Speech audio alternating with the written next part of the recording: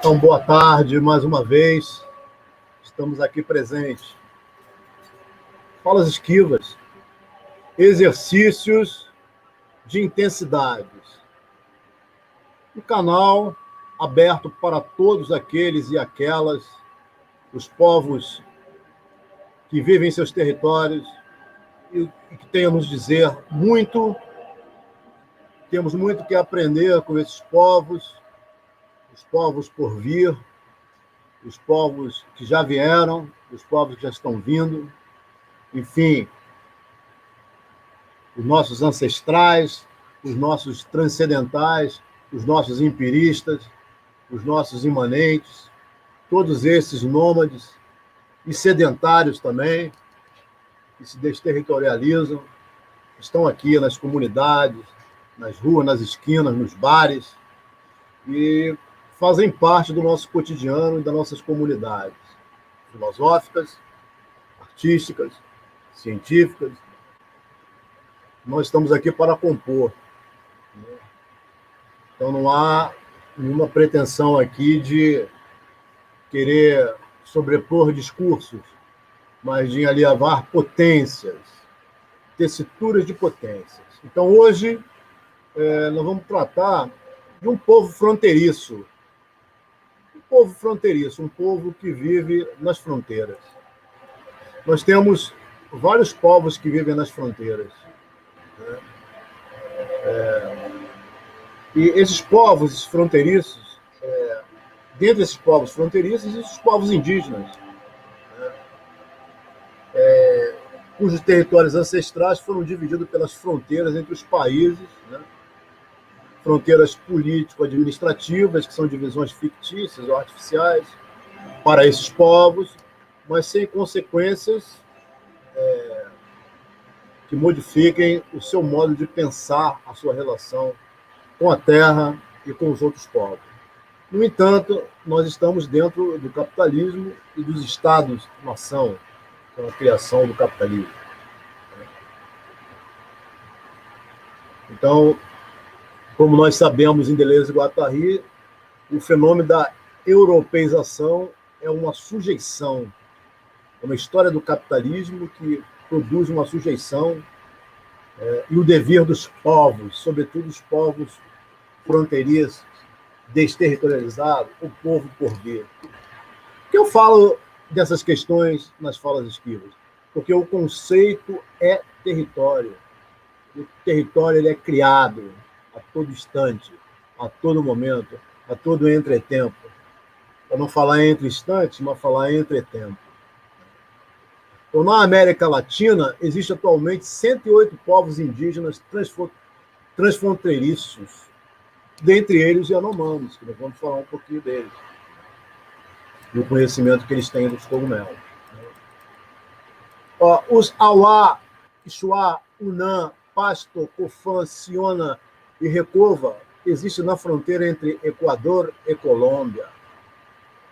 E uma vez que as falas esquivas elas tratam das relações entre nômades sedentários entre os continentes africanos e latino-americanos, nós encontraremos tribos, povos fronteiriços que eram nômades e, de repente, se tornaram sedentários. Se sedentarizaram.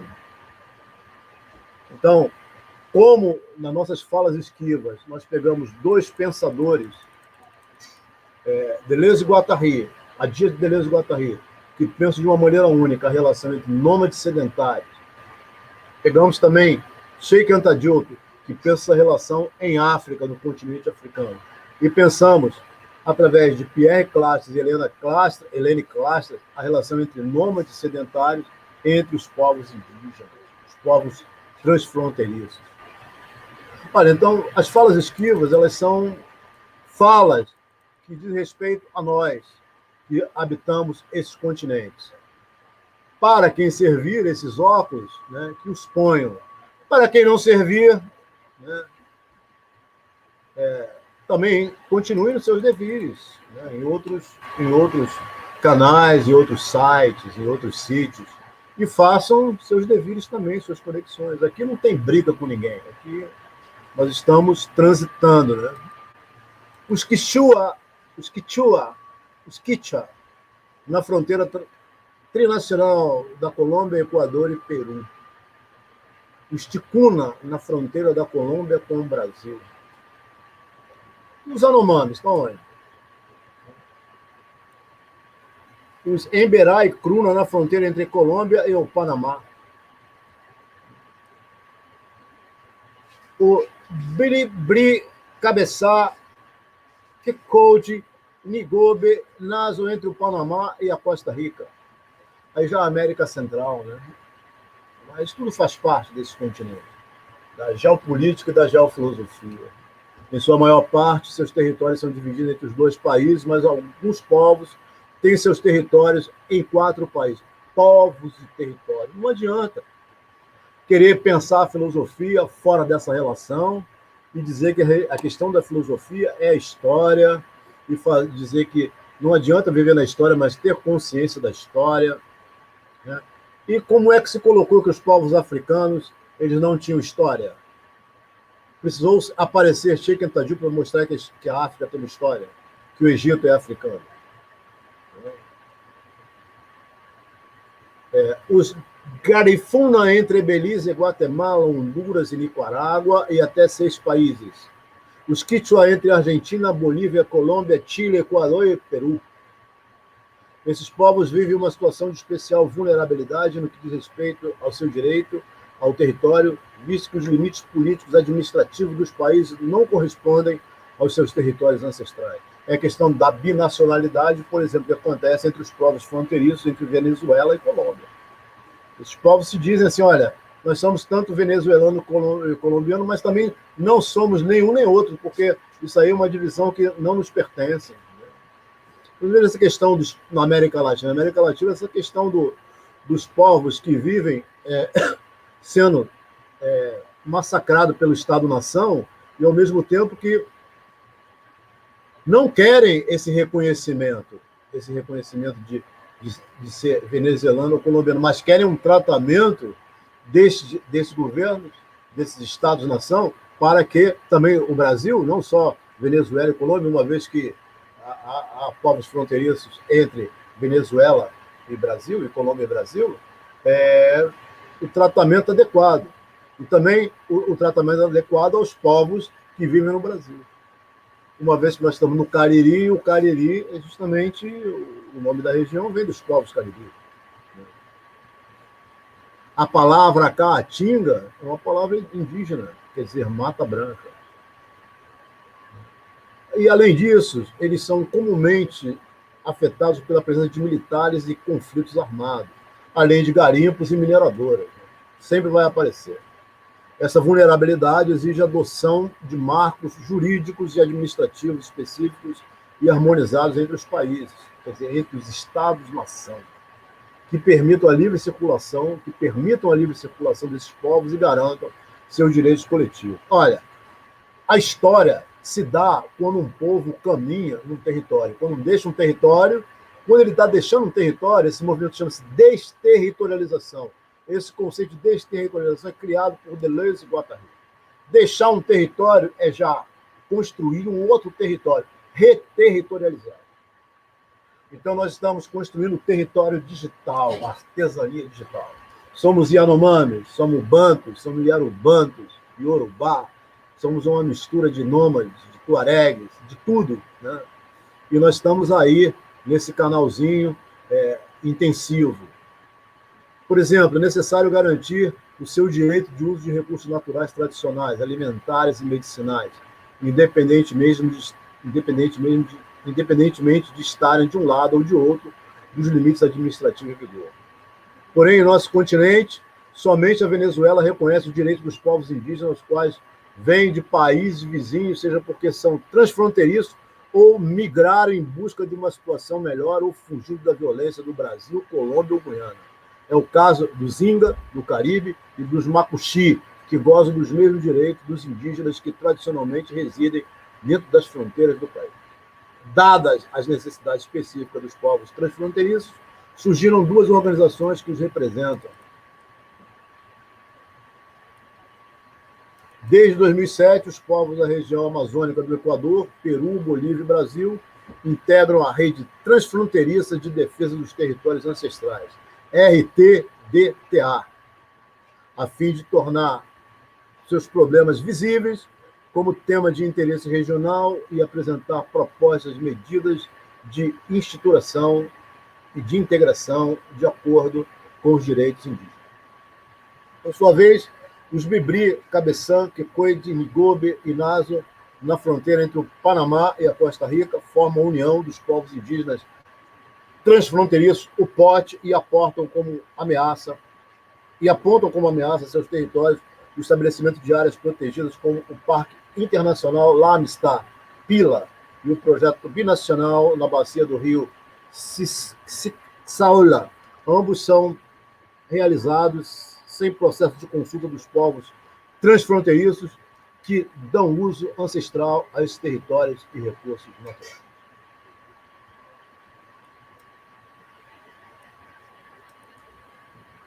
Os Yanomamis, eles vivem entre o Brasil e a Venezuela. Então, os Yanomamis são fantásticos. E aí, o que dizer do Yanomamis?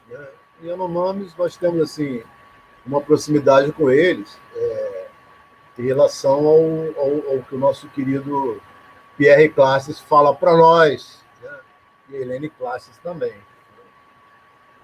Mas, se nós começarmos a estudar direitinho os Yanomamis, nós vamos conhecer o conhecimento que eles têm dos cogumelos e também o que eles têm em termos de culinária, dietética. Eu vou pegar aqui uma página da Universidade do Estado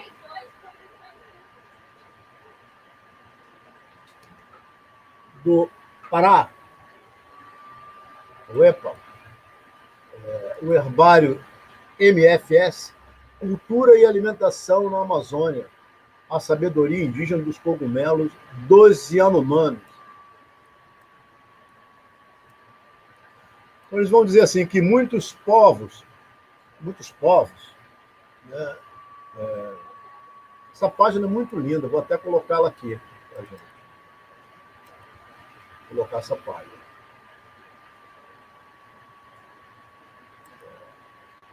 Aquela questão da universidade, a universidade está sendo sempre ligada ao universo do povo, da terra e do território. Cultura e alimentação na Amazônia. Vamos ver aqui. Olha que página bacana.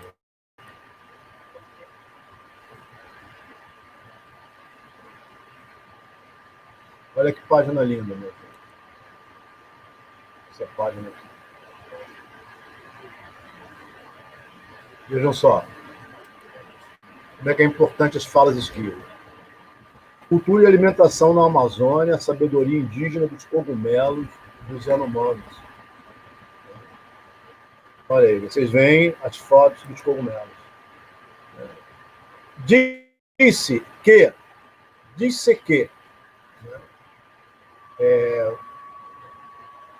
a ciência não tem um conhecimento de quais cogumelos são comestíveis e quais não.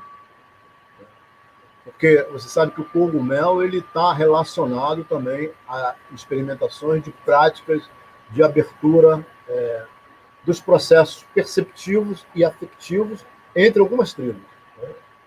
Muita gente, às vezes, fazem uso inadequado e até não retorna mais, mas é preciso saber separar o que é comestível do que é uma abertura de um conhecimento mais amplo, uma epistemologia, digamos assim, decolonial, não ancestral, porque eu considero que, quando se fala de epistemologia, nós estamos falando de um conhecimento que não é só um conhecimento do fenômeno. A episteme, o que é? Um conhecimento que vai além do conhecimento mais imediato, aquele conhecimento que implica uma experimentação. A epistemologia, a palavra episteme, quer dizer verdade, né? Em filosofia, a busca daquilo que nos força a buscar a ir mais do que os nossos limites nos dão, né? E essa busca ela se dá a partir do encontro com alguma coisa que nos leva a fazê-lo, ou a fazê-la, a busca. Então, o Platão ele nos dizia assim, se você pegar os dedos da mão, né, e você olhar aqui, esse dedo aqui ele é maior do que esse, menor do que esse, então algo é maior e menor ao mesmo tempo, é algo que quebra aquela identidade de A igual a A. Então, como é que você pode ter um conhecimento sobre alguma coisa que ela implica dúvida? Ela não te dá uma certeza, ela não te dá uma garantia, ela não te dá uma... ela te dá uma... é como se fosse um paradoxo. Né? Porque você tem uma opinião sobre as coisas que estão aqui paradas, né, com a sua identidade, mas algo te força a sair dessa opinião. Então, você vai buscar uma opinião, digamos assim, para além dessa opinião. Para além da... E a palavra doxa, ela quer dizer opinião, crença. Então, a doxa e a pistis, que é a crença, e a ecasia, diz Platão precedem, que a ecasia seria... A ecásia seria o regime dos fluxos, dos reflexos. A doxa seria o regime da opinião, né? Aqueles homens que estão saindo da caverna, aqueles homens que estão na caverna e vem uma projeção, as sombras refletidas, projetadas, melhor dizendo, numa parede que está em frente a eles. A única realidade que eles acreditam é essa realidade ecástica da ecasia, das sombras, do reflexo. Quando eles encontram hoje outro regime de luz, eles se ofuscam. Mas nesse outro regime de luz, eles vão ter um mundo sensível que dá a eles o quê? Opiniões. Então eles têm a doxa. Então eles passam a ter, além da doxa, além do conhecimento da ecasia, o conhecimento doxástico, depois do conhecimento da pistis, que é a crença. E daí eles são, quando aparecem esses elementos que forçam ir além desses domínios, ele passa do domínio do sensível para o domínio inteligível. Do nous, da dianoia, que é o conhecimento dos discursos geométricos, sobretudo, da aritmética, que os gregos aprenderam com os egípcios. O Sheikh Anta Diop, ele fala muito dessa relação entre Grécia e Egito. Ele pega o Heródoto, o Estrabão. O Estrabão, segundo ele, diz que Pitágoras é um tremendo de um plagiador. Olha só, Pitágoras, conhecimento de Pitágoras, que nós tanto veneramos, é fantástico. Né? Inclusive, eu tinha um professor, né, muito bacana, o professor Gerhard Bonheim, no mestrado. Eu tive bons professores, Leonardo Boff, Bento Prado Júnior, Gerhard Bonheim, Cláudio Piano, Luiz Alfredo Garcia Rosa, Guilherme Castelo Branco, Maria Helena Lisboa, professores medievalistas também, né? Grandes professores, eu considero muito. João Teixeira, Richard Simani, grandes professores. Então, eu considero que nós, quando estamos falando de episteme, quer dizer, você vai além desse conhecimento doxástico e ecásticos, epísticos, e entra no conhecimento epistêmico, é que houve uma disparação, uma coisa forçou o pensamento a pensar, diz o Platão. E o que força o pensamento a pensar é a contradição. Mas ele, pela contradição, que essa diferença no nosso sentido, que quebra com o nosso sentido, o Platão ele vai procurar as formas inteligíveis que têm uma identidade que escrutaria o mundo. E essa é a questão que o Deleuze apresenta, quando ele vai pensar a diferença nela mesma. Pensar que esse processo nos força a pensar, né? E o que força a pensar não é a contradição, são os paradoxos, aquilo que nos leva além da doxa, né? Porque curta-circuita o nosso pensamento, e como esse paradoxo ele é um produtor de sentido, porque ele é o próprio campo de experimentação da diferença, da diferenciação. É como se fosse um déjà vu na experimentação do tempo, na experimentação do pensamento. E aí tem uma epistemologia também, que implica uma experimentação de quebra de todos os fundamentos e você tentar pensar não na reconexão de um fundamento que asseguraria o conhecimento da doxa que nos daria uma identidade das coisas, e essa identidade das coisas aparente, ela teria o seu fundamento numa identidade essente, essencial, e não aparente. Né? Então haveria a duplicidade dos dois mundos. Essa duplicidade dos dois mundos desaparece. Esse mundo se torna o quê? O verdadeiro mundo não. É o verdadeiro, o mais verdadeiro é o campo de fluxo, é o campo de acontecimentos. As coisas são apenas um limite perceptivo. A identidade é apenas um dos limites perceptivos. Porque nós estamos envolvidos num campo de diferenças, de diferenciações, de paradoxos e contradições. E desde aí surge uma lógica, que é a lógica do sentido. Ao invés de nós procurarmos a identidade, a representação através dessa identidade, a conexão e diferença e repetição. Não se busca mais o que é, mas as conexões entre o que difere e se repete. Então, essa afirmação dessas potências de pensamento, levarão à afirmação e à construção de um mundo completamente desterritorializado. E é isso que esses povos já falavam. Tem um depoimento de uma índia Sukani, que ela diz que a avó dela dizia que esses povos originários passaram por várias guerras mundiais. Aí o entrevistador pergunta: o que é guerra mundial? São as colonizações. Então, quantas guerras por vir? Se a todo momento nós não estamos passando por guerras mundiais, que querem nos dar um mundo, dizer que esse mundo tem uma identidade, que as coisas são fixas, que esse mundo da identidade, da representação, ele deve ser preponderante, ou então o mundo da contradição e da negatividade é um mundo mais verdadeiro do que o mundo da identidade e da representação. Olha, o que o Deleuze está querendo mostrar, Deleuze, Guattari, Spinoza, o próprio Nietzsche, o próprio Duke também, né? É que a questão não é sobrepor o mundo, dizer que a contradição ela é mais verdadeira, a contradição e a negatividade é mais verdadeira do que a identidade e a representação. Nós estamos em relações de diferença e repetição. Não tem a questão de ser melhor ou pior. A questão é afirmar o processo de diferença e repetição. Quem for por esse pensamento vai construir o quê? Quem for pela contradição e negatividade vai gerar o quê? Quem for pela identidade e representação vai gerar o quê? Então são essas questões, são povos e territórios. Agora, quem estuda a diferença e repetição, a lógica do sentido, todos esses processos esquivos, não está preocupado com o poder, e sim com potência. Ninguém quer reconhecimento. A questão do reconhecimento não entra aqui. A questão é viver, bem viver, a acontecer junto com os povos periféricos, as vozes das comunidades. Não temos tempo a perder. Tempo que se perde, tempo perdido, tempo que se redescobre, tempo redescoberto. Como não parar na pista? Como fazer currículos novos? Então, essa página, eu considero uma página muito linda, uma página fantástica, e que ela vai falar de culinária. Ela vai falar justamente que os Sanomas são parte do povo Yanomami. Vocês não têm o conhecimento que temos sobre os cogumelos.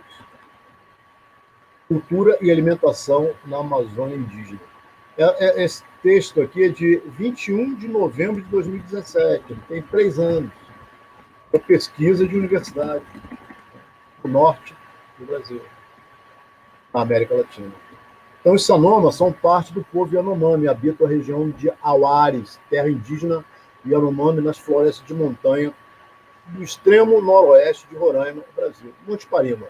Caçadores e coletores, os Sanomas têm um grande conhecimento sobre a biodiversidade do seu território, sabendo identificar ao menos 15 diferentes espécies de cogumelos comestíveis que têm sido utilizados como alimentos há séculos, produtos do sistema agrícola Yanomami, resultado de um profundo conhecimento da ecologia e do manejo da floresta. Então, eles já fazem agroflorestamento também.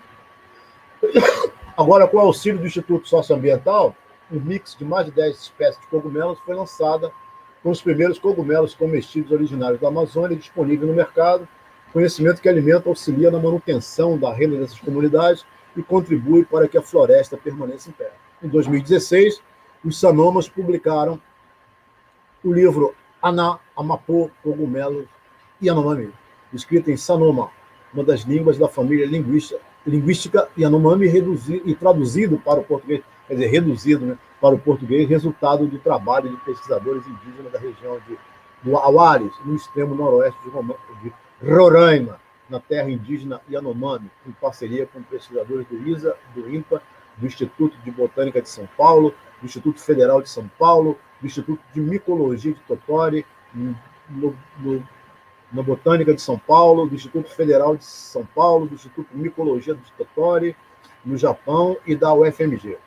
O trabalho minucioso de catalogação de cogumelos comestíveis, eixo central da obra, promove um diálogo entre os conhecimentos dos indígenas sobre os alimentos e os conhecimentos científicos. Então, são duas epistemologias. Uma epistemologia do contato com o povo, com o seu território, e uma epistemologia da pesquisa científica. Então, aqui há um entrecruzamento aqui de epistemes, né? No sentido de práticas de sair não que seja um conhecimento diminuto, mas é o conhecimento habitual. É fazer com que esse senso comum nosso ele consiga coexistir com uma episteme que diz respeito a um tipo de corpo, a um tipo de mente, a um tipo de movimento num determinado território, um movimento que um povo faz num determinado território. Desde aí, aquelas falas esquivas anteriores, quando nós distinguimos, a partir de Deleuze e Guattari, a partir de Deleuze, ele falando do seu amigo François Châtelet, as distinções, distinguimos, né, os movimentos forçados e os movimentos naturais. Ora, os Yanomamis, assim como alguns povos, eles são forçados, não o Yanomami, mas alguns povos fronteiriços entre Colômbia e Venezuela, eles foram forçados a migrar, migrações forçadas, por epidemias, por problemas econômicos, políticos, problema de bloqueio, problema que os Estados-nação colocam. Nós vemos isso na América Latina e vemos isso na África, na América Central. São movimentos forçados. Mas eles fazem seus movimentos de pensamento de coletar, né, os seus cogumelos comestíveis e manter a sua vida. Isso é um conhecimento, isso é uma epistemologia decolonial. Mas que nós não saberíamos disso nunca se não tivesse essa página, se não tivesse o audiovisual no YouTube, se não tivesse essas pesquisas que nos permitem estar aqui agora produzindo essas falas escritas. Então, o livro é parte de uma série chamada O Trabalho Minucioso de Catalogação de Cogumelos Comestíveis, eixo central da obra, promove um diálogo entre os conhecimentos dos indígenas sobre alimentos e os conhecimentos científicos. O livro recebeu o Prêmio Jabuti de 2017. Bom saber. Bom viver é bom saber, minha gente. Nós temos que saber do que está sendo produzido nos povos fronteiriços, nas comunidades, nas periferias. Periferia não é só criminalização dos povos do território. Como diz o nosso amigo lá, o André Brum, né? Criminalização é para crime criminoso, não para pobreza e territórios, para povos e territórios. Porque os maiores crimes são feitos em nome do Estado, em nome de Deus, em nome da moral, em nome da religião, em nome de uma certa família, né, que se diz modelo. Né? Então, é preciso pensar em termos de diferença e repetição, sim, pelo menos no nosso caso. Os que, pelo menos, assistem esse canal Falas Esquivas. Nossa questão é diferença e repetição, lógica do sentido, empirismo e subjetividade. Civilização e barbárie, Sheikh Anta Diop, empirismo e subjetividade, beleza. Matéria e memória, em Bergson.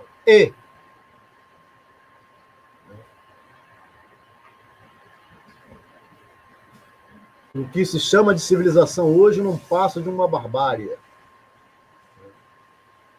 Então, o livro é parte de uma série chamada Enciclopédia dos Alimentos Yanomami, Sanoma, que também conta com salacapô, peixes, crustáceos e moluscos, registro e análise do nosso conhecimento de Yanomami e Sanoma sobre temas do cotidiano das comunidades da região dos Auares, como as pescarias, as caçadas, as roças, os rituais funerários.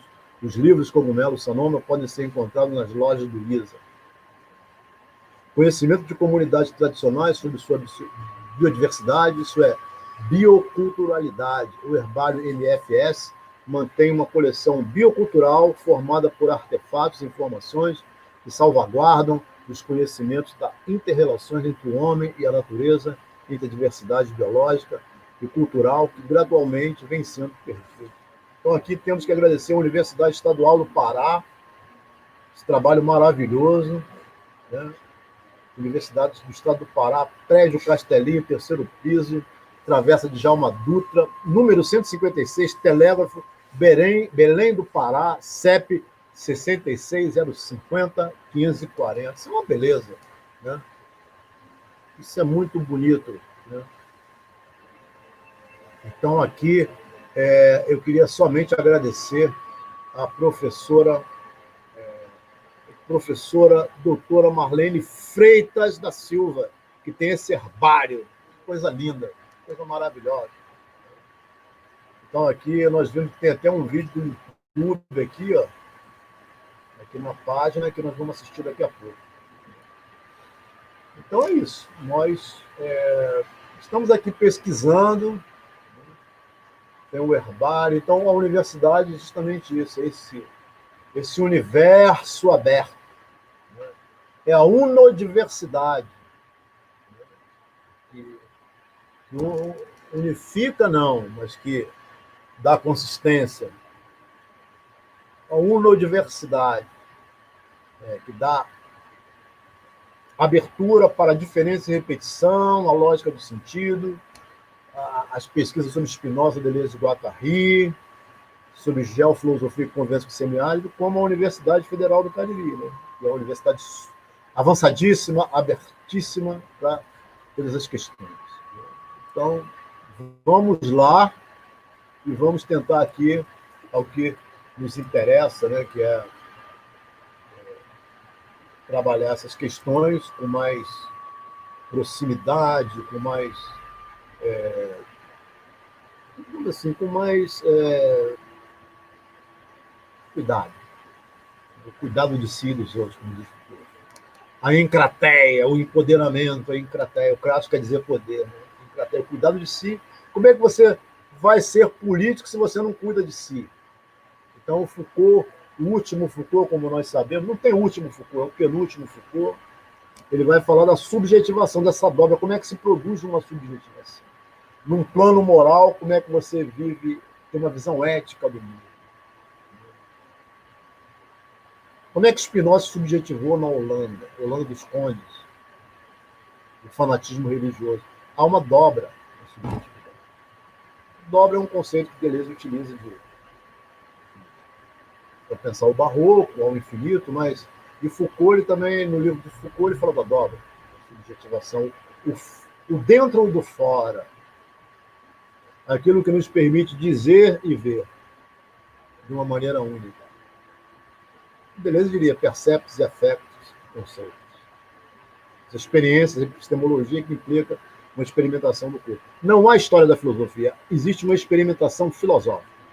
Filosofia não tem nada a ver com a história da filosofia. A filosofia tem a ver com experimentação filosófica.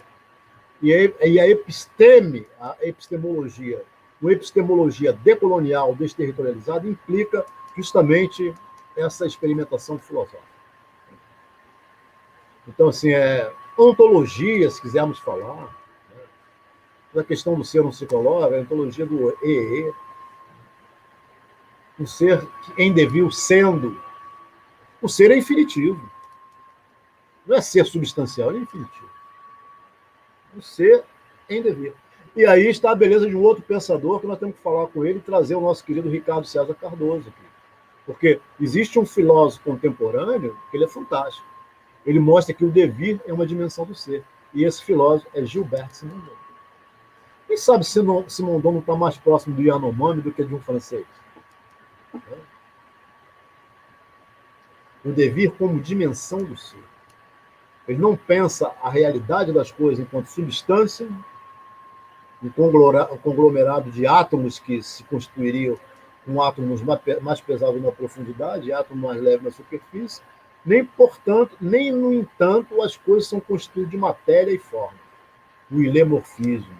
Ilé, matéria em grego.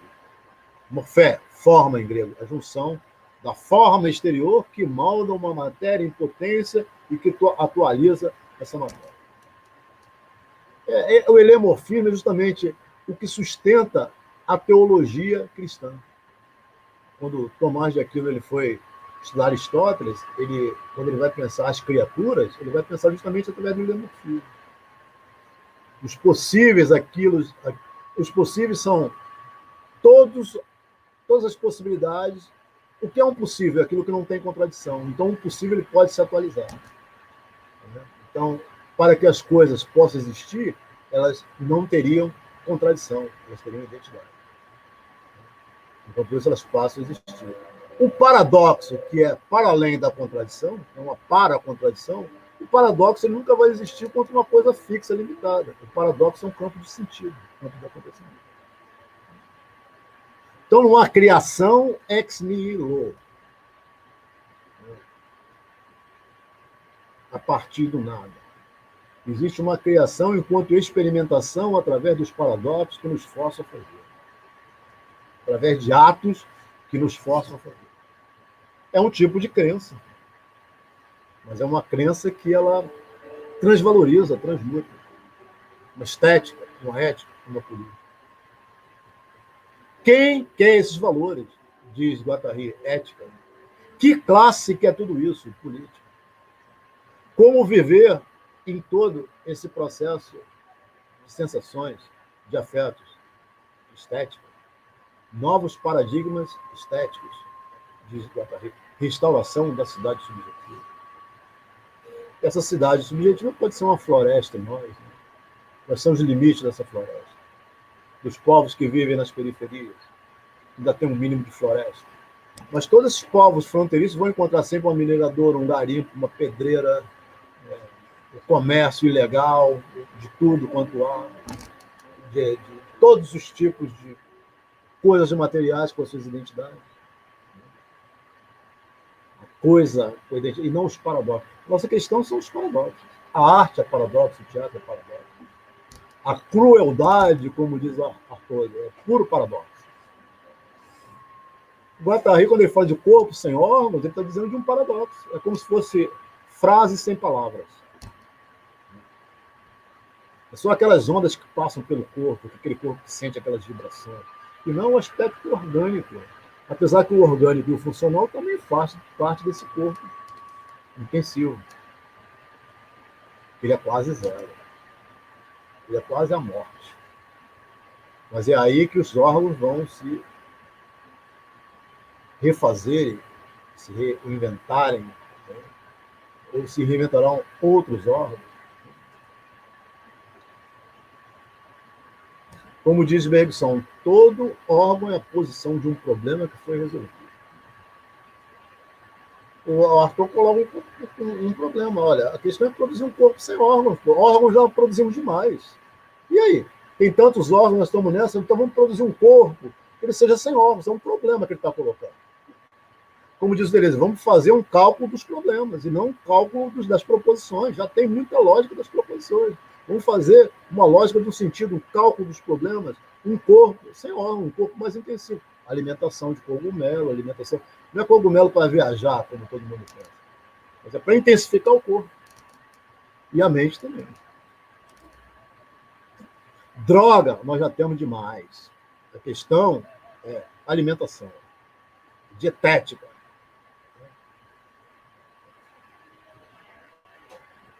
Droga, já deu. E muito. Questões dietética, estética, ética política. Eu não estou falando de repressão, de moralismo, não. A questão é experimentação. Cada um faz a sua vida o que quiser. Cada um tem um inconsciente que quer. Agora, não venha com moralismo se não experimenta, se não tem imanência. Então, não vem falar, não. Porque senão vai ter. E a questão, nós temos que sair dessa passividade, esse medo de sair na porrada, de bater, levar, apanhar, e se foda, todos eles, todas elas. Por isso que esse povo tá nessa merda aí, ó, submetido. Uma vida que nós temos que fazer o quê com ela? Não é matar, não é ser criminoso, mas vamos lutar pelo nosso direito, parar com essa palhaçada que a gente tem aí, essas TVzinhas, essas coisas, só fica transmitindo merda. Vamos pensar, tentar fazer alguma coisa. Então, os Yanomamis têm muito mais a ensinar do que esses manés que estão aí.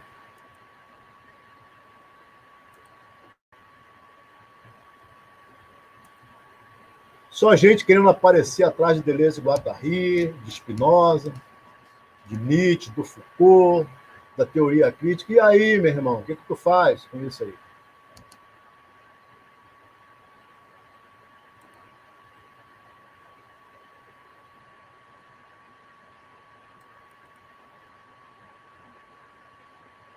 Vamos ver se os Yanomamis chegam, né? Eu gostaria.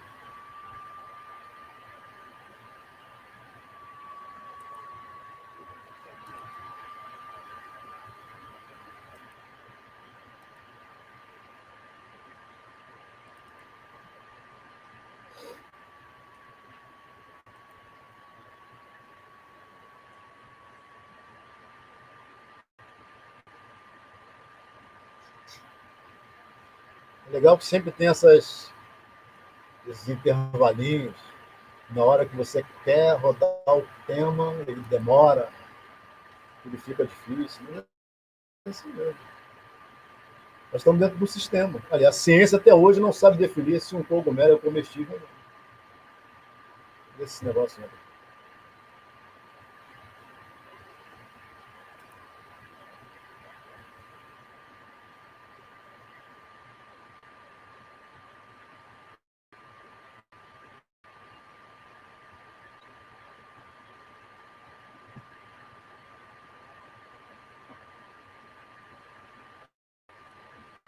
Esse é um dos problemas que nós sempre enfrentamos aqui, é o problema da sonoridade. São afetos, né? Aí que beleza, gente. Ó.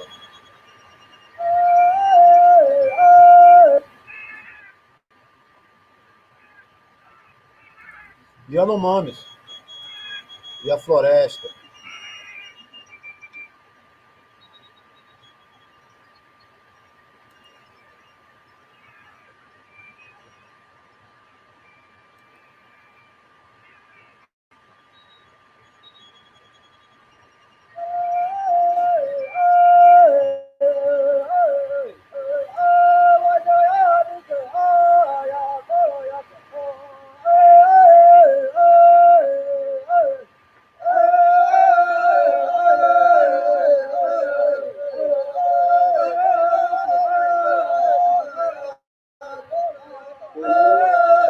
Jam Yanomam Magi Kushija. Magi Kamagnu, Anam Ulam, Anam Kubai, Mam Taimi.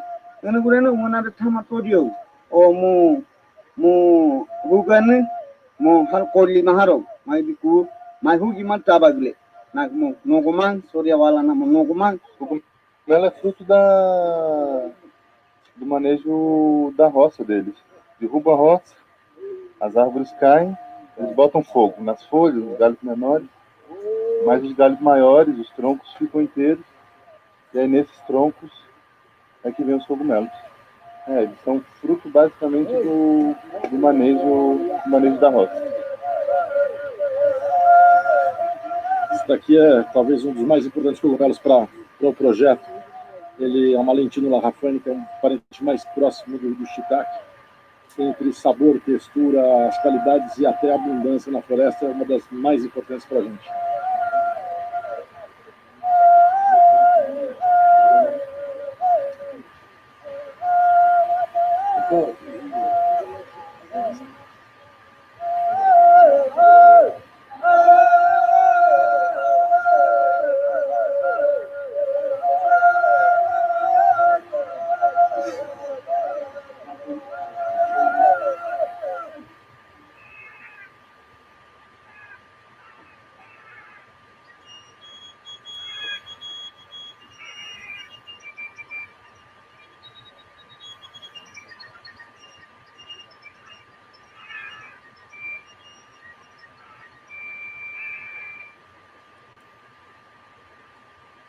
Os povos fronteiriços, os Yanomamis e os outros povos que nós conhecemos na floresta. Então é isso aí, eu agradeço sempre essa paciência de vocês, a relevância desse encontro, né? E aí espero fazer outras lives. Nós teremos uma live sábado, dia 10, com um amigo nosso, que é o nosso querido Jorge Vilela, que vai falar sobre o cangaço, no dia 5. Aí depois nós temos uma outra live, dia 6, com a Ana Lívia Carmo de Assaré, que vai falar sobre a ascensão do social. Vamos discutir sobre a questão do social a partir do livro de Jacques Donzelot, o prefácio do Deleuze sobre a ascensão do social. Então, nós estamos aí, e eu queria encerrar, gente, colocando aqui um presente, já que eu vou fazer aniversário aqui dia 5, eu já vou mostrar um presente que eu ganhei dos amigos meus, e vai ser uma música que eu vou gostar muito de ouvir, e eu gosto muito de música, todos nós gostamos, então é uma música para os nossos amigos aqui, do Leandro Mendes, e da banda que ele produz, que ele participa também, uma música bem atual dos povos fronteiriços, povos de periferia. Eu vou colocar esse som, vou terminar com esse som aqui, ouvir esse som. Peraí.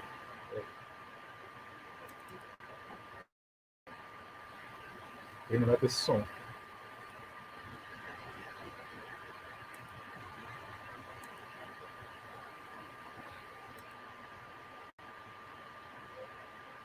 Vou colocar esse som aqui.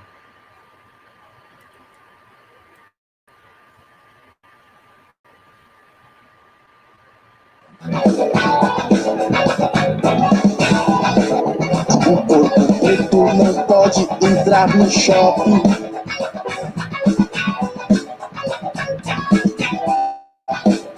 O corpo preto não vai dar hip hop.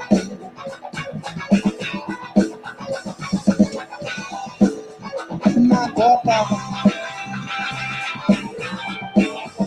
na Copa, na Copa.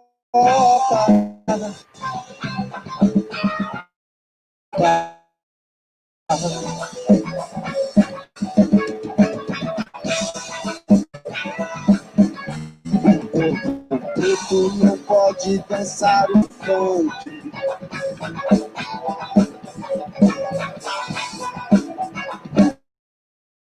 O preto quiser ir pra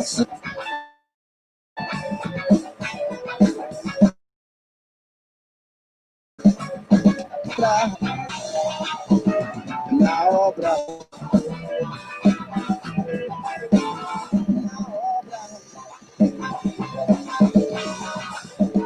na obra,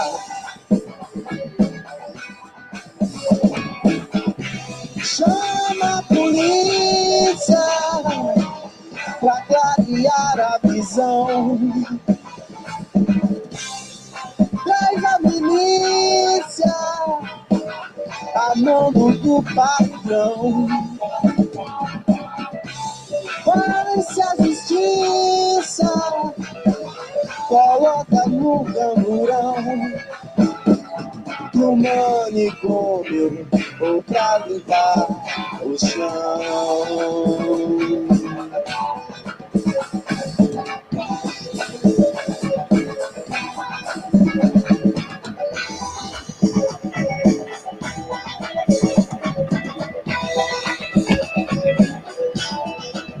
O corpo preto